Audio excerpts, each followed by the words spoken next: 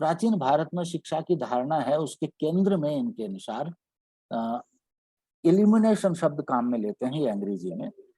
तो शिक्षा को हमारी दुनिया को प्रकाशित करने वाली समझा जाता था और शक्ति का स्रोत समझा जाता था। अब ये दुनिया को प्रकाशित करने वाली, आप हम ये आसानी से समझ सकते हैं। इसका मतलब जहां तक मैं समझा हूँ, समझ बनाना और उसके बारे में ज्ञान और चीजों का महत्व और अर्थ समझना, मैं समझता हूँ इस अर्थ में है। तो ये कह रहे हैं कि वो एक तो शिक्षा से दुनिया प्रकाशित होती है और हमें शक्ति मिलती है। अरविंदो क्या कहते हैं? अरविंदो जैसे वो शिक्षा में तीन अंग्रेजी में चीजों भी पर है। विचार करना आवश्यक मानते हैं और उस पर वो काफी बल देते हैं पूरे लेखन में भी।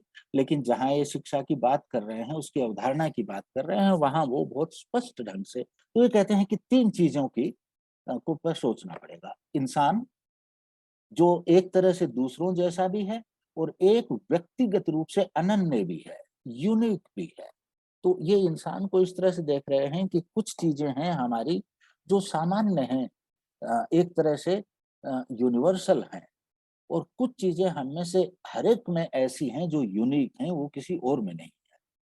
तो ये दोनों चीजें शिक्षा में देखने की जरूरत है। फिर ये कहते हैं राष्ट्र को देखने की जरूरत है। और तीसरा कहते हैं सार्वभौम मानवता, यूनिवर्सल ह्यूमैनिटी।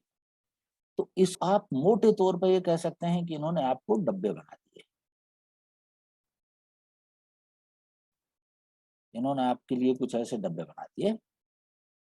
ये कह रहे हैं इंटेलेक्चुअल, इमोशनल, दुनिया के बारे में और इंसानों के बारे में, ह्यूमंस के बारे में। लेकिन इन डिब्बों में क्या है, वो कैसी होनी चाहिए, उनकी नेचर क्या है, ये डूवी ने आपसे नहीं कहा है अभी। दूसरी जगह कहा है, इसमें नहीं कहा है। तो इस तरह से जो शिक्षा को निरूपित करते हैं, आप उसको अ, अंग्रेजी में फॉर्मल डेफिनेशन कह सकते हैं। हिंदी में क्या कहेंगे, शायद औपचारिक परिभाषा कहेंगे।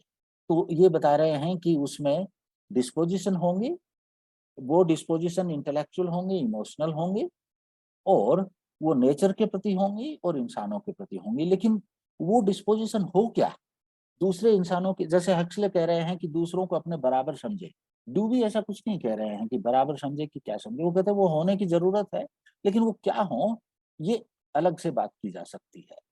तो इन दोनों में फर्क ये है, ये परिभाषा ज्यादा यूनिवर्सल हो सकती है, क्योंकि एक समाज में एक प्रकार की डिस्पोजिशन हो सकती है, दूसरे में दूसरी प्रकार की, लेकिन डिस्पोजिशन तो